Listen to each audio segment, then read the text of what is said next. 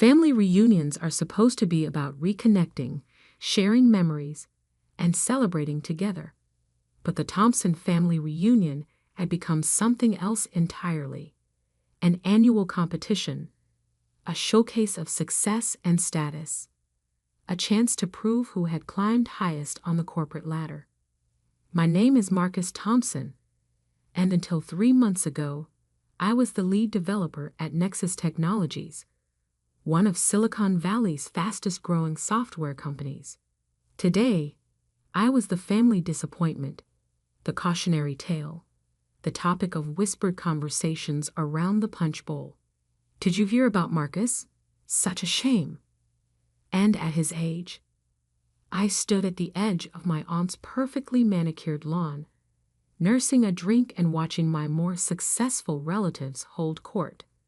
My cousin Peter, CEO of his own startup, was regaling everyone with stories of his latest funding round. His sister Amanda, a senior executive at Google, was showing off photos of her new Malibu beach house.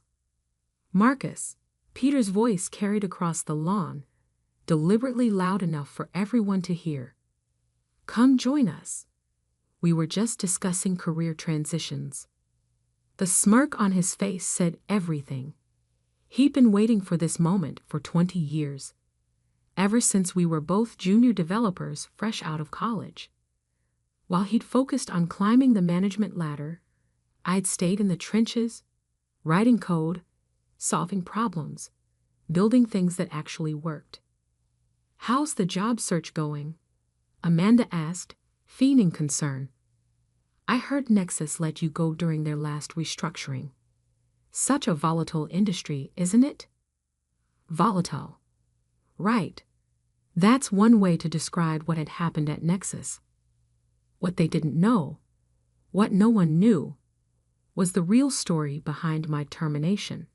A story that was about to unfold in exactly 3 minutes. I checked my watch.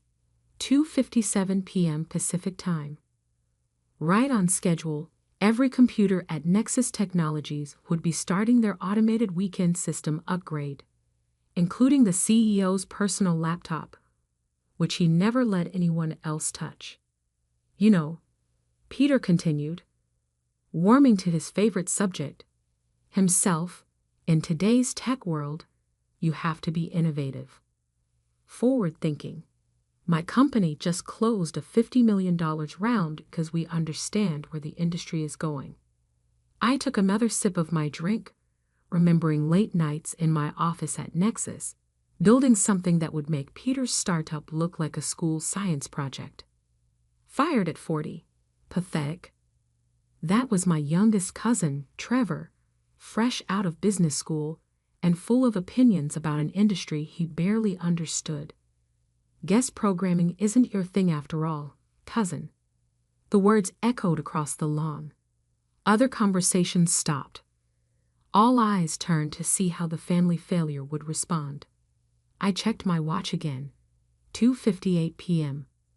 Let me tell you what really happened at Nexus Technologies. 5 years ago, I started working on a side project. Not just any project. An AI-driven security system that could adapt to and neutralize cyber threats in real time. I called it Project Guardian. While my colleagues focused on flashy features and quick profits, I built something revolutionary. Layer by layer, line by line, I created an AI that could think, learn, and protect better than anything on the market. But I wasn't naive. I'd seen too many developers lose their work to corporate greed. So I built Project Guardian with a fail-safe, a hidden signature in the code that would activate under specific conditions. 2 months ago, Robert Kane, Nexus's ambitious new CEO, called me into his office. Marcus, he said, not looking up from his laptop, we're going in a different direction. The board wants to focus on consumer applications. Your security project is being terminated. I started to explain the potential of Project Guardian, but he cut me off. We've already sold your code base to a military contractor. They'll retool it for their needs. Your services are no longer required. What Kane didn't know was that I'd anticipated this move. The day I started Project Guardian, I embedded a verification protocol deep in its architecture. If anyone tried to modify or repurpose the core code without proper authorization, the system would reveal its true creator. Of course, I'd said calmly, gathering my things. I understand. The next day, headlines announced that Nexus Technologies had signed a $1.5 billion contract with the Department of Defense, based on revolutionary AI security technology that Robert Kane and his team had developed. My termination agreement included a standard non-disclosure clause.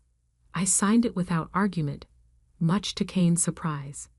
He probably expected me to fight, to claim credit, to demand recognition.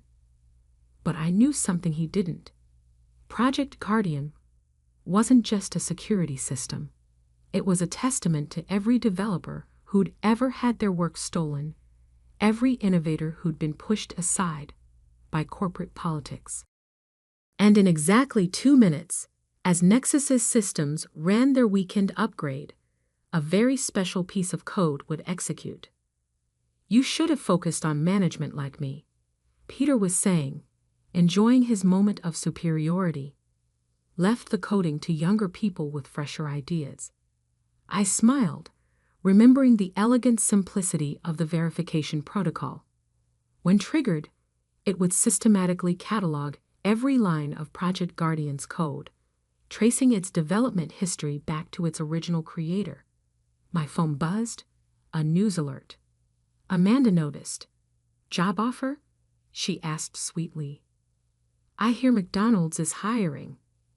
2:59 p.m.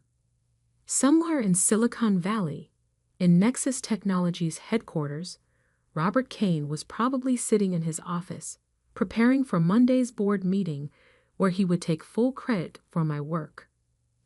The same Robert Kane who'd once told me that real innovators don't waste time writing code. The same Robert Kane who'd sold my life's work without a second thought. The same Robert Kane who was about to learn a very expensive lesson about underestimating outdated developers. Actually, I said, raising my voice just enough to catch everyone's attention, why don't we all take out our phones? I think the next few minutes are going to be quite interesting. Trevor snorted. What? Did you finally figure out how to code a calculator app? I checked my watch one final time. 3:00 p.m. Time for Project Guardian to reveal its true guardian. My phone buzzed first, then Peter's, then Amanda's. Within seconds, the peaceful afternoon air was filled with notification sounds as every phone at the reunion lit up simultaneously. Breaking news. Nexus Technologies stock halted after authentication protocol reveals unauthorized code transfer. Peter's smirk faltered as he read the headline. Amanda's perfectly manicured fingers trembled slightly as she scrolled through the article. What's happening? Trevor demanded, his youthful arrogance cracking. I took a casual sip of my drink. Oh, just a small software update. You see, when I built Project Guardian, I included something special. A little gift for anyone who tried to steal it. More phones buzzed. More headlines appeared. Department of Defense suspends $1.5 billion Nexus contract pending investigation. Nexus CEO Robert Kane unavailable for comment as code authenticity questions emerge. Project Guardian. The hidden story behind Silicon Valley's biggest AI security system. What did you do? Peter whispered, his entrepreneurial confidence evaporating. I pulled out my laptop, the same laptop I'd used to write the original code for Project Guardian. Would you like to see? After all, you're all such experts in innovation and forward thinking. The family gathered around as I opened a secure browser window. On screen, a live feed showed Project Guardian's authentication protocol executing across Nexus's networks.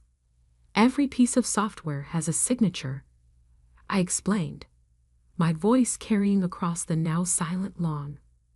Like DNA, you can try to hide it, modify it, claim it as your own, but with the right tools, you can always trace it back to its source. Lines of code scrolled across my screen, each one documenting its own creation history. Dates, timestamps, developer signatures, all pointing back to one source. 5 years, 3 months, and 12 days, I continued. That's how long I spent building Project Guardian. Every night, every weekend, while Kane and his visionaries were at charity galas and tech conferences taking credit for other people's work. My Aunt Patricia, Peter and Amanda's mother, gasped as another news alert appeared. Nexus Technologies faces multiple federal investigations over code authentication scandal. But they fired you, Trevor protested weakly. They owned your work. I smiled, pulling up another window. Actually, they didn't. You see, Project Guardian was never a Nexus project. I built it independently, on my own time, using my own resources. I only tested it on Nexus's systems after receiving written authorization that specifically maintained my ownership rights. The document appeared on screen, an email chain that I'd carefully preserved, showing Kane's dismissive approval of my hobby project. When Kane sold my code to the military, he triggered the authentication protocol, but I designed it to wait, to give them time to dig themselves deeper. Every time they modified the code, every time they claimed credit, the system documented it. Peter leaned forward, his startup founder's mind finally grasping the implications. The military contract was for stolen technology, I finished. Kane sold something he didn't own, something he didn't create, something he didn't understand. And now, everyone knows it. My phone rang, a number I recognized from my Nexus days. Kane's personal line. I let it go to voicemail. But that's not even the best part, I continued, opening one final document. While Kane was busy erasing my name from Project Guardian, I was filing patents. 17 of them, covering every key innovation in the system. Amanda's legal expertise kicked in. You mean Nexus doesn't own Project Guardian? I do. Every line of code, every algorithm, every innovation they sold to the military, it all belongs to me. And thanks to Kane's very public claims about developing it himself, proving theft will be remarkably easy. Trevor, his earlier mockery forgotten, scrolled through news articles on his phone. The stock, it's going to crash when trading resumes. Probably, I agreed. Corporate fraud tends to have that effect. More phones rang. Reporters, lawyers, investment firms, all trying to reach various members of my successful family. Peter's startup investors would have questions about his judgment. Amanda's position at Google might need review, given her connection to a major tech scandal. Why? Peter finally asked. Why wait? Why let them fire you if you knew you had this? I thought about all the developers I'd known who'd had their work stolen, their innovations credited to others, their contributions erased by corporate politics. Because sometimes justice needs an audience, I replied. Sometimes people need to learn that success isn't about who can take credit fastest. It's about who actually does the work. My phone buzzed again. An email from Sarah Martinez, CEO of Oracle. Impressive authentication protocol. Would you be interested in discussing Project Guardian's real potential? Dinner next week? I showed the email to my cousins. Guest programming is still my thing after all. The sun was setting over my aunt's perfect lawn, casting long shadows over the gathered family members. In Silicon Valley, I knew Kane was probably watching his carefully constructed facade crumble.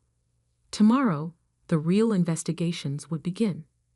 But right now, in this moment, I watched my successful relatives realize that real innovation, real value, isn't about titles or funding rounds or beach houses. Sometimes it's about being underestimated, about being dismissed as outdated or redundant. And sometimes it's about writing code so elegant, so perfect, that it can wait patiently for years until the exact right moment to reveal its truth. Peter's phone rang again, probably another worried investor. Amanda was frantically texting her PR team at Google. Trevor had gone very quiet, his youthful arrogance replaced by a new understanding of how the tech world really works. I checked my watch one final time. 3:30 p.m. Project Guardian had done its job. The truth was out. And somewhere in Silicon Valley, a very expensive lesson about respecting developers was just beginning. 1 month can change everything. I sat in Oracle's main conference room, watching as Sarah Martinez finished her presentation to the board. On the screen behind her, Project Guardian's capabilities were displayed in real time, protecting Oracle's vast network with an efficiency that made their previous security systems look primitive. In the 4 weeks since implementation, Sarah concluded, Guardian has prevented over 3,000 sophisticated cyber attacks, adapted to 17 previously unknown threat vectors, and reduced our security response time by 89%. The board members' expressions had transformed from skeptical to amazed during the demonstration. They'd seen the headlines about Nexus's collapse, watched the congressional hearings about software IP theft, and followed the SEC investigation that had destroyed Robert Kane's career. But seeing Guardian in action was different. And you developed this independently? One board member asked me. While working at Nexus? I nodded. Nights, weekends, using my own equipment. Nexus only provided the testing environment with documented permission that maintained my IP rights. The same testing environment that had allowed me to perfect Guardian's authentication protocol, the very feature that had exposed Kane's theft. Well, Sarah smiled. I think we're all in agreement. Shall we make the announcement? The board's vote was unanimous. By evening, the news would break. Oracle was acquiring exclusive rights to Project Guardian for $4.2 billion, with me joining as Chief Technology Officer to oversee its implementation across their global network. My phone hadn't stopped buzzing since the Nexus scandal broke. Tech journalists wanted interviews. Developers' rights organizations wanted me to speak at conferences. Congressional committees wanted my testimony on corporate IP theft. But the messages I found most interesting were from other developers. Countless stories of stolen work, erased contributions, and innovations credited to executives who couldn't write a line of code. Guardian had become more than just a security system. It had become a symbol of justice in an industry that too often rewarded theft over creation. As I left Oracle's headquarters, my phone rang, a familiar number. Hello, Peter, I answered, hearing my cousin's strained voice. Marcus, I need your help. After the Nexus scandal, Peter's startup had faced intense scrutiny. Investors had discovered that his revolutionary technology was mostly borrowed from his developers, good people who'd been silenced by NDAs and legal threats. My developers are leaving, he continued. The funding's dried up. I didn't understand. Didn't understand what? That real innovation comes from respect, from giving credit where it's due. He paused. From actually knowing how to build something, not just how to take credit for it. I thought about the young developers at his company, people who'd faced the same dismissal and disrespect I had. Send me their contact information, I said. Oracle's building a new development team for Guardian's expansion. We need people who understand both code and ethics. Later that evening, I visited Nexus's former headquarters, now mostly empty as the company faced bankruptcy and criminal investigations. Kane had been indicted for fraud. The board had resigned in disgrace. The military contract had been canceled. But in the parking lot, I saw a familiar face. Jimmy Chen, a junior developer who'd always supported my work at Nexus. "Mr. Thompson," he called out. Or should I say Mr. CTO? I smiled. Just Marcus is fine. How are you holding up? Actually, amazing. After Guardian exposed Kane, we junior developers formed a coalition, started documenting everything. Turns out Kane had stolen code from dozens of us. He showed me his phone, a website where developers were sharing their stories, supporting each other, demanding recognition for their work. We're calling it the Guardian Protocol, Jimmy grinned. A way to protect developers' rights and expose theft. You inspired it. I looked at the website, remembering all the times I'd seen talented developers pushed aside, their work stolen, their contributions erased. Send me the link, I said. Oracle's new ethics board might be interested in supporting this. My phone buzzed again, Amanda this time. After the scandal, Google had launched an internal investigation into code attribution. She'd been asked to step down pending review. I get it now, she texted.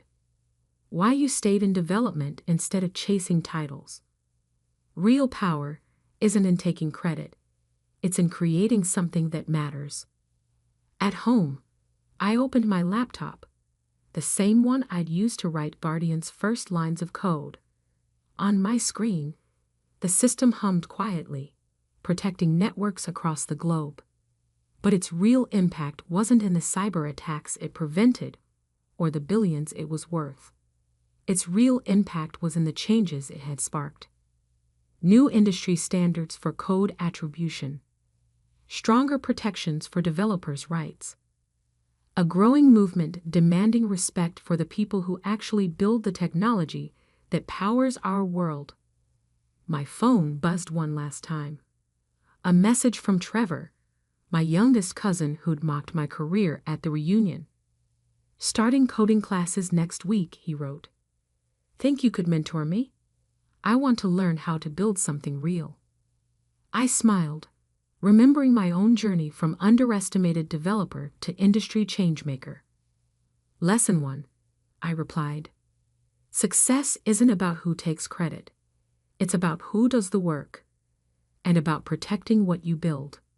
Outside my window, the Silicon Valley sunset painted the sky in shades of possibility. Tomorrow, I would start my new role at Oracle. Next week, I would testify before Congress about protecting developers' rights. Next month, the Guardian Protocol would launch globally. But tonight, I opened a new project file on my laptop. Another idea, another innovation, another chance to prove that real power in tech isn't about titles or theft or corporate politics. It's about writing code that matters, code that protects, code that reveals truth. And sometimes, it's about showing the world that the developers they underestimate today might just revolutionize their industry tomorrow. After all, every line of code tells a story. Mine just happened to change everything.